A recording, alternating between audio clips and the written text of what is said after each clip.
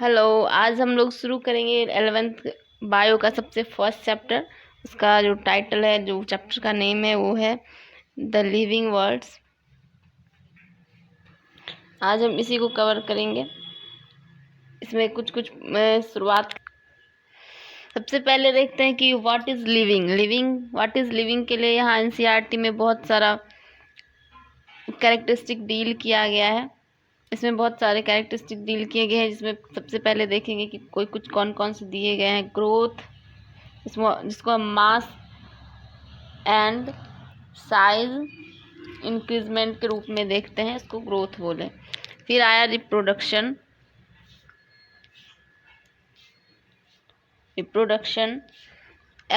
फिर आया ability to sense environment.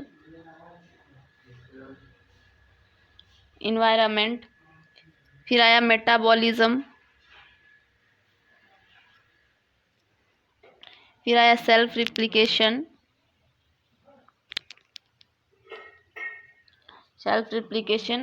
फिर आया सेल्फ ऑर्गेनाइजेशन।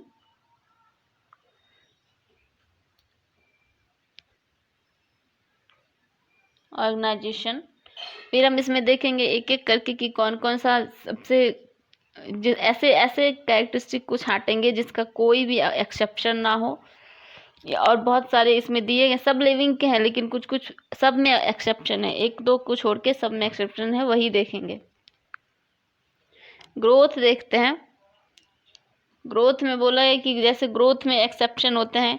ग्रोथ सबसे पहले देखेंगे कि हाँ देखें, मास और साइज की इंक्रीजमेंट को ग्रोथ बोला गया, जो दोनों में होता है, लिविंग और नॉन लिविंग दोनों में होता है। लिविंग में देखेंगे, लिविंग में ग्रोथ देखते हैं हम कि हमारा बॉडी ग्रोथ करता है। लिविंग में सेल डिवाइड करके ग्रोथ करते हैं। बॉडी सेल डिवाइड करके ग्रोथ करते हैं। प्लांट भी ग्रोथ करते हैं, एनिमल भी ग्रोथ करते हैं। लेकिन नॉन लिविंग देखेंगे कि वो कैसे ग्रोथ करते हैं। नॉन लिविंग में डिपोजिशन से भी ग्रोथ होता है। डिपोजिशन से भी ग्रोथ करता है। जैसे कि अगर कोई सा अगर आप रेगिस्तान जैसे इलाके में जाइए, वहाँ एक कोई बालू का टीला इतना बड़ा है, फिर हवा चल रही है, बहुत तेज हवा चल रही है, ये डिपोजिशन हो रहा है इसके ऊपर रेत का। फिर डिपोजिट, ये इतने बड़े हो गए, फिर इतने बड़े हो गए, ये भी ग्रोथ किया। उस हिसाब से अगर मास और साइज के हिसाब से ये ग्रोथ कर रहा है। जैसे हम देखेंगे कि अगर इम्बिबिशन होता है एक प्रोसेस, इम्बिबिशन की वजह से भी ग्रोथ बोल सकते हैं। इम्बिबिशन होता है जैसे वुड में होते हैं, सूजन हो जाता है। बारिश के मौसम में जब लकड़ी के अंदर पानी चला जाता है और वो फूल जाता है, उसका भी बॉडी साइज बड़ा हो जाता है, उसका साइज बड़ा हो जाता है, तो वो ग्रोथ वो भी ग्रोथ ही कर रहा है। तो इसलिए ग्रोथ लिविंग का डिफाइनिंग फीचर नहीं है। अब दूसरा देखेंगे रिप्रोडक्शन। रिप्रोडक्शन डिफाइनिंग फीचर है कि नहीं है। रिप्रोडक्शन सबसे पहले देखते हैं कि बहुत सारे लिविंग में जितने जैसे भी सब लिविंग रिप्रोडक्शन होते हैं, सब में प्लेनेरिया देखते हैं। प्लेनेरिया में तो हाई रिजेनरेशन कैपेसिटी है, ये रिजेनरेशन के थ्रू भी रिप्रोडक्शन करते हैं।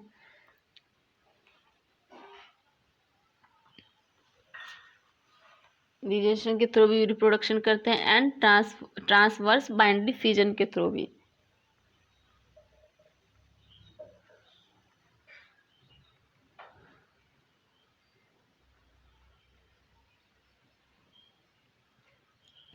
फिर हम आगे जाएंगे, जब प्लांट किंगडम पढ़ेंगे, उसमें देखेंगे कि एक मॉसेस, एक ब्रायोफाइट्स के अंदर आता है मॉसेस। उसका प्रोटोनीमा होता है, प्रोटोनीमा स्टेज होता है एक। प्रोटोनीमा स्टेज का रिप्रोडक्शन फ्रेगमेंटेशन के थ्रू होता है। फ्रेगमेंटेशन के थ्रू होता है। और अगर हम ये देखें कि ये लिविंग में हुआ, ये उसके पॉजिटिविटी में गया। और हम देखेंगे कि कुछ लिविंग ऐसे भी होते हैं जो रिप्रोडक्शन नहीं करते हैं, रिप्रोडक्शन उसमें नहीं होता है, स्टेराइल होते हैं, स्टेराइल लिविंग बोलते हैं उसको, स्टेराइल लिविंग है वो, स्टेराइल लिविंग है। जैसे एग्जांपल में ले ले कि म्यूल, हीनी, ये सब स्टेराइल है। और ह्यूमन में देख लें ह्यूमन में सिंड्रोम होते हैं कुछ कुछ, वो जेनेटिक्स में पढ़ना है, सिंड्रोम होते हैं, जैसे क्लिनेफेल्टर syndrome, क्लिनेफेल्टर and Turner syndrome.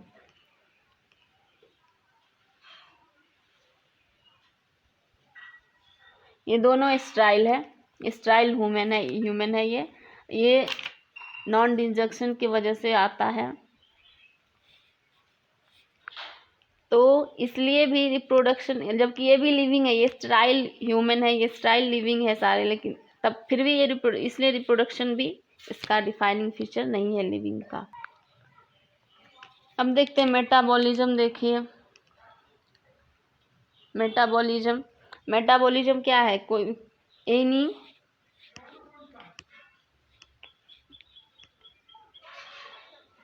Catabolic and anabolic reaction is called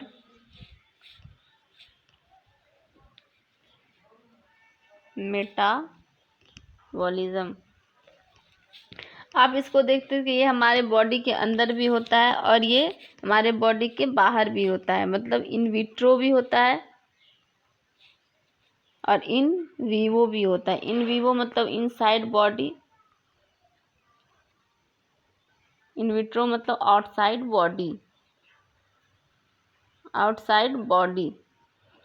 जैसे किसी कहीं भी इन विट्रो देख सकते कितने सारे रिएक्शन होते हैं। रिएक्शन तो वो लिविंग है, लेकिन जो सिस्टम है वो नॉन लिविंग है। सिस्टम क्या है, नॉन लिविंग है।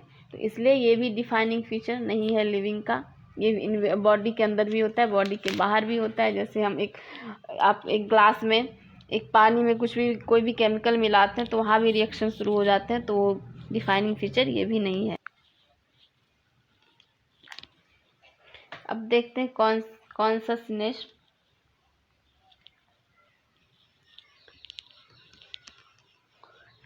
ये हमारे बॉडी का डिफाइनिंग फ्यूचर है, ये लिविंग का डिफाइनिंग फ्यूचर है, या इसी को बोलते हैं और में बोलते हैं कि रिस्पॉन्स टू स्टिमुलाई,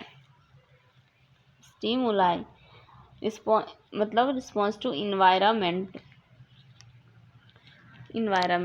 ये हमारे बॉडी का डिफाइनिंग फीचर है, आई मीन लिविंग का डिफाइनिंग फीचर है। एक एनसीईआरटी में एक चीज़ और लिखी है कि एक लाइफ फॉर्म का एक डिफाइनिंग फीचर दिया गया है। ये लाइफ फॉर्म का डिफाइनिंग फीचर भी दिया गया है। उसका दिया गया है सेलुलर ऑर्गेनाइजेशन। इसको ध्यान रखना है, सेलुलर ऑर्गेनाइजेशन को जैसे सेल से टिश्यू से ऑर्गन से ऑर्गन सिस्टम बनते हैं, वही सेलुलर ऑर्गेनाइजेशन बोलते हैं। ये लाइफ फॉर्म के सबसे डिफाइनिंग फीचर है। ये जो अभी हम कॉन्शसनेस पढ़ रहे थे, ये लिविंग का था, ये लाइफ फॉर्म का था। एग्जाम में दोनों मिलते, दोनों ऑप्शन में होंगे, सेलुलर ऑर्गेनाइजेशन भी और कॉन्शसनेस भी। तो लिविंग के लिए कॉन्शसनेस में टिक लगाना है। ये देखिए cellular organisation body, living body के ऑर्गेनाइजेशन ऐसे ही होते हैं। सेल से टिश्यू सिस्टम, फिर ऑर्गन सिस्टम। एनसीईआरटी में डाटा दिया है नंबर ऑफ स्पेसीज का, आई मीन बायोडाइवर्सिटी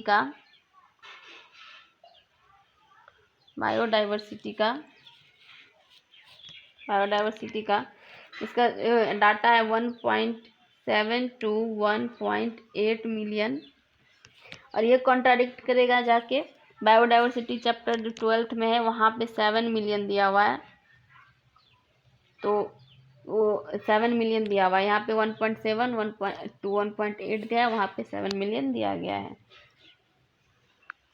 फिर बायोडाइवर्सिटी जो हम अलग अलग सब अपने अलग अलग ग्रुप में बांट के रखते हैं, वही सारे स्पेसीज का वो दिया हुआ है, उसी को बोलते हैं बायोडाइवर्सिटी। इसके लिए सिस्टमेटिक स्टडी की जाती है। सिस्टमेटिक स्टडी के लिए बहुत पहले तो नाम भी रखने के लिए बहुत सारे तरीके, पहले एक तो कॉमन नेम है, फर्स्ट देखेंगे आप इसको नॉमेनक्लेचर कैसे करते हैं कि कौन सा लिविंग ऑर्गेनिज्म कहाँ पे रहेगा, किस ग्रुप में रहेगा, वो किससे मैच करता है, इस सब के लिए, और उसका क्या नाम है। तो कॉमन नेम भी होता है जो हम लोग घर पे बोलते हैं या अपने अपने भाषा में यूज करते हैं सारे लोग अपने देश में, अपने क्षेत्र में, और इसको वायरल नेम भी बोलते हैं।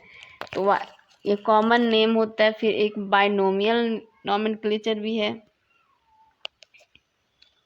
बाइनोमियल नॉमेनक्लेचर भी है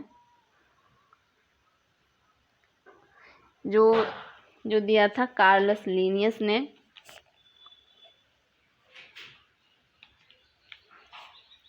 कार्लस लिनियस ने दिया था। और एक ट्राइनोमियल भी है, ट्राइनोमियल नॉमेनक्लेचर भी है। ट्राइनोमियल नॉमेनक्लेचर भी है। बाइनोमियल में जीनस एंड स्पेसीज बताया गया है बाइनोमियल में, लेकिन ट्राइनोमियल में पूरी कुंडली एक तरह से जीनस भी, स्पेसीज भी एंड सब स्पेसीज भी बताया गया है। तो ये ट्राइनोमियल है, हम लोग को बाइनोमियल पढ़ना है यहाँ पे। इस नोमेनक्लेचर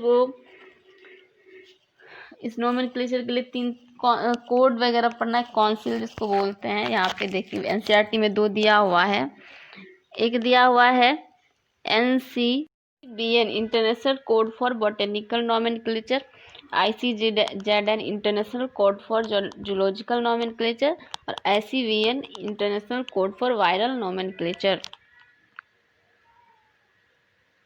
सबसे पहले नॉमेनक्लेचर के लिए हम करते हैं आइडेंटिफिकेशन करते हैं, ताकि वो पहले है क्या चीज़, उसमें क्या क्या सिमिलरिटीज है, किससे क्या मिलता है, उसके लिए आइडेंटिफिकेशन करते हैं। फिर उसको जो है उसका नाम रखते हैं, नॉमेनक्लेचर करते हैं। एक बायोडाइवर्सिटी जब हम बनाते हैं, किसी ग्रुप में रखते हैं, उसके लिए ये सब आइडेंटिफिकेशन करते हैं, फिर नॉमेनक्लेचर करते हैं। फिर सबसे लास्ट में क्लासिफिकेशन करते हैं कि वो रहेगा किस ग्रुप में, कहाँ पे उसे रहना है, किससे सिमिलर है वो, उसकी कैरेक्टरिस्टिक किससे मिल रहे हैं, वो कहाँ पे रहेगा, उसके लिए क्लासिफिकेशन कर देते हैं लास्ट में।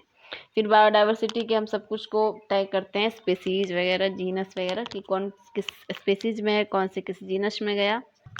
तो बाइनोमियल नॉमेनक्लेचर देखना है। बाइनोमियल नॉमेनक्लेचर सबसे पहले इसमें कुछ रूल्स दिए गए हैं, एनसीईआरटी में भी लिखा हुआ है। कि फर्स्ट में जैसे देखते हैं कि जनरली जो है ये लैटिन में लिखना होता है, लैटिन वर्ड में लिखना होता है, जनरली लैटिन में लिखना होता है। अगर लैटिन में नहीं लिख रहे हैं देन इसको हम इटैलिक्स में लिखते हैं, इटैलिक्स में लिखते हैं। फर्स्ट जो है, फर्स्ट में लिखते हैं हम फर्स्ट वर्ड इसका जो होता है, ये फर्स्ट वर्ड जीनस होता है। और सेकेंड वर्ड जो हम इसका लिखते हैं, सेकेंड वर्ड इसका स्पेसीज होता है, ये स्पेसीज होता है। और हम देखते हैं इसमें फिर थर्ड में भी लिखा है कि हैंड रिटेन। अगर ये हैंड रिटेन है, अगर हम हाथ से लिखे हुए हैं, हैंड रिटेन लिखते हैं, तो उसमें रूल है कि उसको अंडरलाइन करें आप, अंडरलाइन करना है। अगर ये प्रिंटेड है तो इसको इटैलिक्स में लिखना है, इटैलिक्स में लिखना है। एंड देन सबसे लास्ट में हम नेम लिखेंगे, ऑथर का नेम लिखना है। जैसे कि अगर हम मैंगो के लिए देख रहे हैं, मैंगो का साइंटिफिक नेम लिखना है। इसका साइंटिफिक नेम लिखने के लिए, और एक इससे भी पहले ऑथर नेम से भी फर्स्ट में पहले एक लिखना है कि इसका जो फर्स्ट वर्ड कैपिटल लिखना है, कैपिटल वर्ड में कैपिटल लेटर से लिखना है, और सेकंड स्मॉल से, और देन सबसे लास्ट में ऑथर का नेम स्मॉल से। तो मैंगो इसका साइंटिफिक नेम होता है मैंगीफेरा इंडिका। मैंगो का साइंटिफिक नेम देखेंगे, मैग्नीफेरा इंडिका कैसे लिखना है, मैग्नीफेरा इंडिका। और लास्ट में साइंटिस्ट का नेम। अब इसको अंडरलाइन कर दो, इसको, यही इसका करेक्ट नॉमेनक्लेचर है। बाइनोमियल नॉमेनक्लेचर के अनुसार ये कार्लस लिनियस ने दिया था। हम अलग ग्रुपिंग करते हैं, ग्रुप करते हैं जैसे उसके कैरेक्टर से मैच करते हुए, उसी को कहते हैं हम लोग क्लासिफिकेशन बोलते हैं उसी को। कौन सा ऑर्गेनिज्म, कौन सा प्लांट किस क्लास में रहेगा, उसको देख के, उसके कैरेक्टरिस्टिक को, उसके मॉर्फोलॉजी, एनाटॉमी को देखते हुए हम ग्रुपिंग करते हैं, उसी को क्लासिफिकेशन बोलते हैं।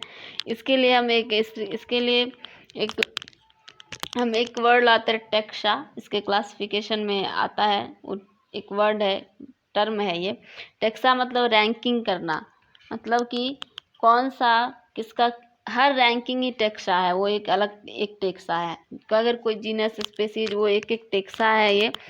उसका लेवल जो है, रैंकिंग लेवल, सारे रैंकिंग लेवल को टेक्सा बोलते हैं। Study of taxa is called taxonomy.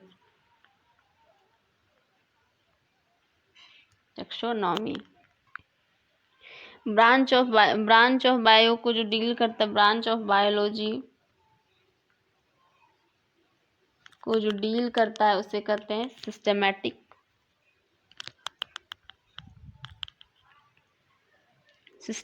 कहते हैं। इसी के अंदर हम ये टेक्सा वगैरह पढ़ेंगे, सारे क्लासिफिकेशन कैसे करते हैं उसका सारा प्रोसेस पढ़ेंगे। इसी के अंतर्गत सबसे पहले हम क्लासिफिकेशन के लिए मतलब बायोडाइवर्सिटी के लिए यहाँ सिस्टमैटिक है, वो यहाँ पे टैक्सोनॉमी करता है। उसके लिए सबसे पहले तब देखेंगे कि उसका कैरेक्टराइजेशन किया जाता है, किसी भी चीज़ का, किसी भी ऑर्गेनिज्म का, किसी भी लिविंग स्टेट का कैरेक्टराइजेशन किया जाता है। फिर उसके बाद उसका आइडेंटिफिकेशन होता है, उसकी मॉर्फोलॉजी, एनाटॉमी, सब सारी चीज़ों को देखते हुए उसका आइडेंटिफिकेशन किया जाता है। फिर उसका नाम रखा जाता है। नाम रखने से भी पहले यहाँ क्लासिफिकेशन, आइडेंटिफिकेशन करके उसे एक टेक्सा दे दिया जाता है, क्लासिफिकेशन दे दिया जाता है कि ये यहाँ पे स्टे करेगा।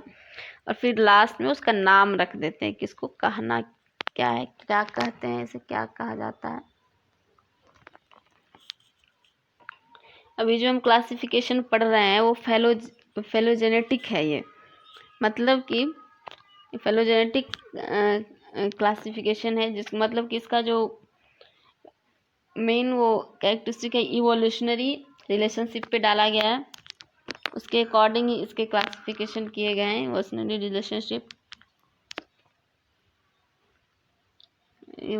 रिलेशनशिप के अकॉर्डिंग।